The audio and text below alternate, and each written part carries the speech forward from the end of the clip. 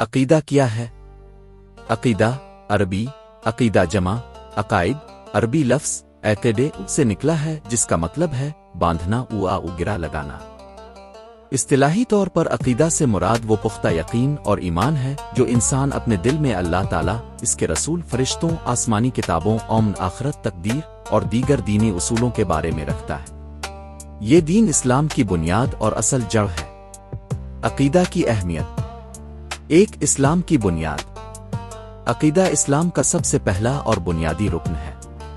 بغیر صحیح عقیدہ کے انسان کا کوئی عمل اللہ کے ہاں قبول نہیں ہوتا۔ قرآن میں فرمایا گیا 2 نجات کا ذریعہ۔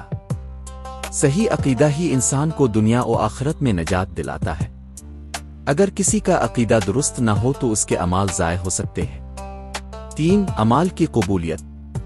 عمل کی بنیاد نیت اور عقیدہ پر ہے۔ اگر عقیدہ توحید اور اخلاص پر نہ ہو تو عمل ظاہری طور پر اچھا ہونے کے باوجود مردود ہو جاتا ہے۔ 4 دل کو سکون دیتا ہے۔ سچا عقیدہ انسان کے دل میں اطمینان اور سکون پیدا کرتا ہے۔ اسے مصیبتوں میں اللہ پر بھروسہ اور آخرت کی امید دلاتا ہے۔ 5 اسلامی معاشرے کی تشکیل۔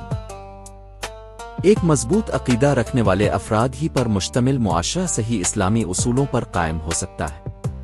عقیدہ ہی مسلمانوں کو ایک لڑی میں پروتا ہے۔